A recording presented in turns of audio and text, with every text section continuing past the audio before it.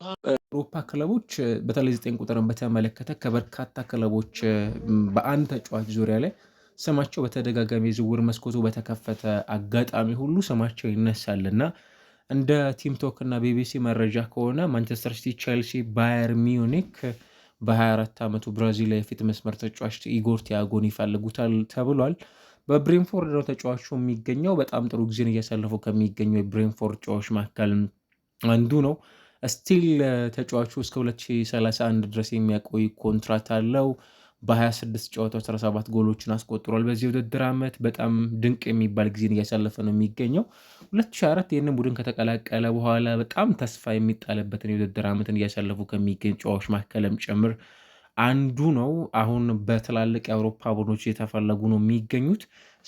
ብሬንፎርድ የፊት መስመር ተጫዋቹን በእነዚህ ሶስት ክለቦች ማጣት እጣ ውስጥ ሊገባ እንደሚችልም ጭምር ነው የተነገረ የሚገኘው።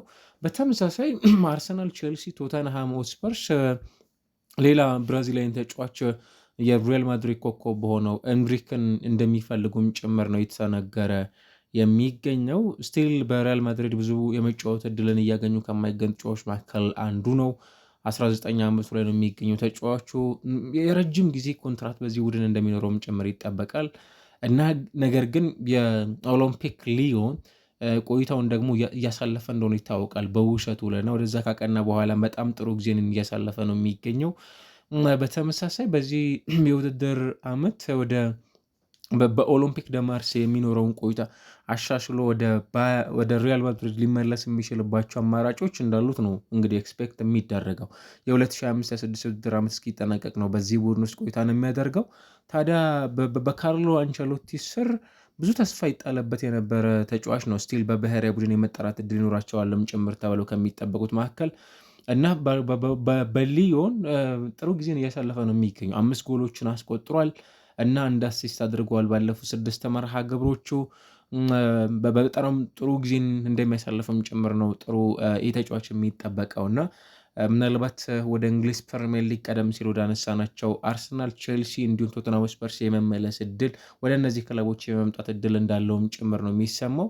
ሪያል ማድሪድ ገና ወጣ ነው ተጫዋች በውሰቱ ለሌሎች ክለቦች በመስጠት እንዲያደግ ኤክስፔክት የሚያደርገው ተጫዋች እንጂ ከክለቡ ጋር የሚለያይበት እድል እንዳለም ጭምር ኤክስፔክት ማድረግ አይቻልም። ግን እነዚህ ሶስት የለንደን ክለቦች የዚህ ተጫዋች ፈላጊ መሆናቸውም ጭምር ተሰምቷል።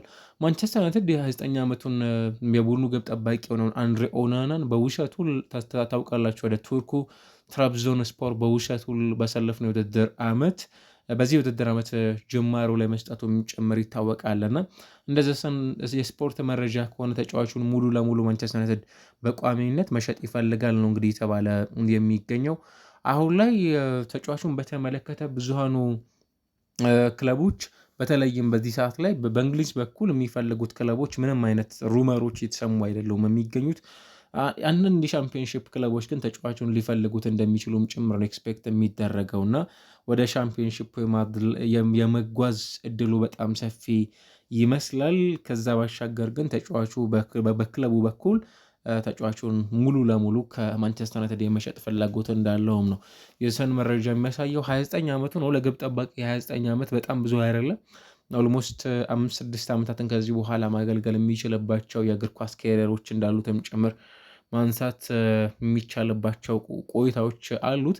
ማንቸስተር ሲቲ በዚህ ሰዓት ላይ 50 ሚሊዮን ዩሮ አሊያም 43.4 ሚሊዮን ፓውንድ ለብራዚላዊው የዌስሊ ፍራንካ ለ22 ዓመቱ ተጫዋች ለሮማ ሊያቀርብ መሆኑም ጭምር ነው የተሰማ የሚገኘው። በጣም ወሳኝ ከሚባሉ ጨዋቾች መካከል አንዱ ነው እና ስለዚህ ይህንን ብራዚላዊ ተጫዋች ለማስፈረም ከሮማ ሪያል ማድሪድ ይህንን ያህል ገንዘብ አቅርቧል ተብሏል።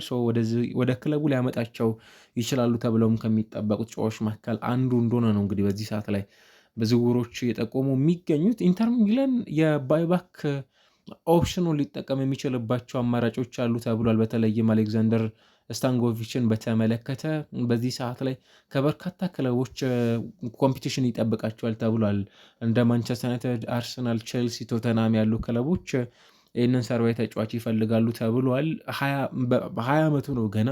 በክለብ ብሩዥ ነው እንግዲህ እየተጫወተ የሚገኘው። ነገር ግን ቀደም ብሎም ተጫዋቹን መልሶ የመግዛት መብት እንደነበረውም ጭምር ይታወቃል እና እንደ ፋብሪዚዮ ሮማኖ ከሆነ ይህንን ተጫዋች ኢንተር ሚላኖች ተጫዋቹን መልሶ የመግዛት መብታቸውን ሊጠቀሙበት እንደሚችሉም ጭምር መረጃው ይጠቁማል። ስለዚህ ይህንን ተጫዋች ሊያገኙበት የሚችሉበት እድል አለ ተብሏል። ሪያል ማድሪድ በተመሳሳይ ከባይባክ ኦፕሽን ጋር ተጫዋችን መልሶ በመግዛት ሂደት ላይ ኒኮ ፓዝን በዚህ ሰዓት ላይ በኮሞ በጣም አስደናቂ የሚባል ጊዜን እያሳለፈ የሚገኘው ተጫዋች ወደ ክለባቸው ማምጣት ይፈልጋሉ ተብሏል። በበርካታ የአውሮፓ ክለቦች ይህንን ተጫዋች ይፈልጉታል። 21 ዓመቱ ላይ ነው የሚገኘው።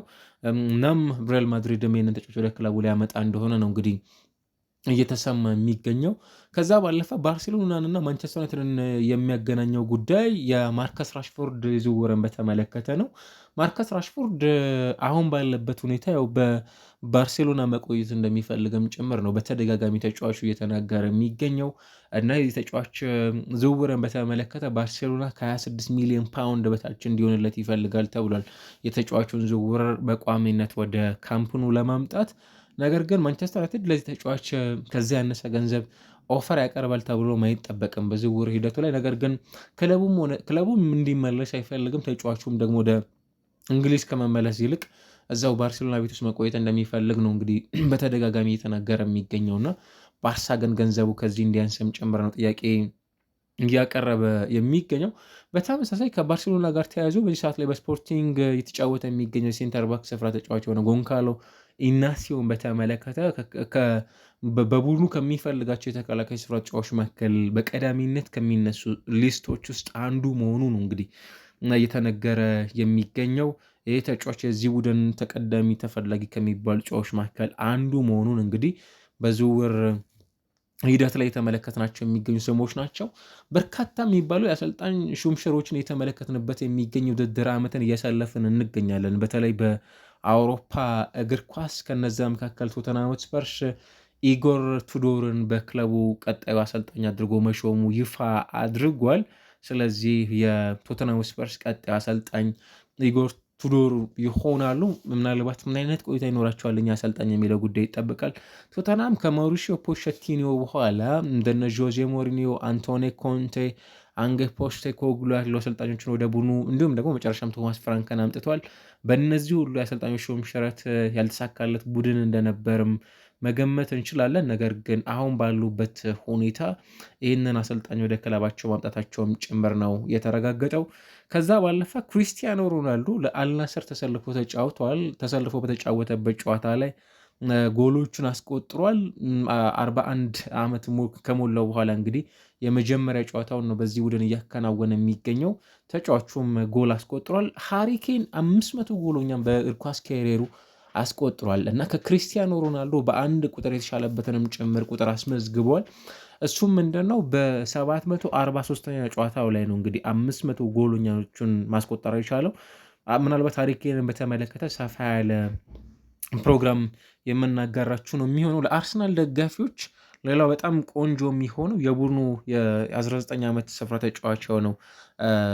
በጣም ታዳጊ ብዙሃኑ የእግር ኳስ ተመልካቾች እሱን በተመለከቱባቸው አጭር ቆይታዎች በጣም ከሚያደንቋቸው እጅግ በጣም የሚደነቁ የቡድን ተስፋ ካላቸው ተጫዋቾች መካከል አንዱ እንደሆነ ይታወቃልና የተጫዋች ተመልሶላቸዋል ወደ ቡድኑ። ምናልባትም በቀጣይ ጊዜያቶች ለአርሰናል በትክክል በቡድኑ በኩል ተስፋ ይኖራቸዋልም ጭምር ተብለው ከሚጠበቁ የረጅም ጊዜ ተጫዋቾች መካከል የመሆን እድሉ በጣም ሰፊ መሆኑን የተመለከተ ነው የምንገኘው። ለአርሰናሎች ተጫዋች ወደ የማክስ ዶማን ወደ ሜዳ መመለስ ቡድኑን በእጅጉ እንደሚጠቅመውም ጭምር ነው የሚጠበቀው።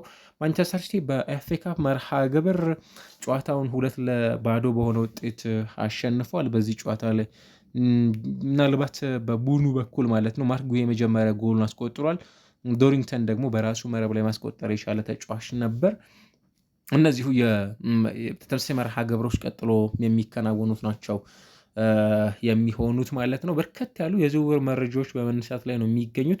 ምናልባት ኤንዞ ማሬስካ በቋሚነት ወደ አርሰናል ይመጣሉም ጭምር ተብለው ከሚጠበቁ አሰልጣኞች መካከል አንዱ መሆናቸው የተነሳ ነው የሚገኘው። ስቲል ግን ምናልባት ሰመር ላይ አዲስ አሰልጣኝ ክለቡ የሚቀይር ከሆነ የትኛውን አሰልጣኝ ወደ ቡድኑ ሊያመጣ ይችላል የሚለው ጉዳይ በዝውውር ሂደቱ ላይ የሚጠበቅ ነው የሚሆነው። ቼልሲም በአፍሪካ መርሃ ግብሩ 4-0 በሆነ ውጤት ጨዋታውን አሸንፏል። ከሃል ሲቲ ጋር የነበረው ጨዋታ ፔድሮ ኔቶ 2 ጎሎች፣ ኤስቴቫው እና ኔቶ እንኳ አክቹዋሊ ሃትሪክ ነው የሰራው በጨዋታው ላይ።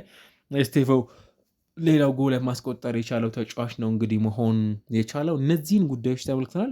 ራሂም ስተርሊንግም ወደ ፌኖርድ ማቅናቱን አጋርተናቸው ነበረ እና በርከት ያሉ ዝውውሮች እየወጡ ነው የሚገኙት። ምናልባት በቀጣይነት ደግሞ በርከት ያሉ ጉዳዮችን እናያለን። የሚቀጥለው የውድድር ዓመት ግን የአሰልጣኞችን ሹም ሽረትን በተመለከተ በጣም ሰፋ ያሉ ጉዳዮችን የምናይበት የውድድር ዓመት የመሆኑ ጉዳይ በጣም በሰፊው ይነሳል። አሁን ላይ ግን እነዚህን ጉዳዮች እየተመለከተን ነው እንግዲህ የምንገኘው። ዝውውሮችን በተመለከተ ስለ ፕሮግራሞች ሰፋ ያሉ ዳሰሳዎችን ደግሞ በቀጣይ የማደርሳችሁ ነው የሚሆነው።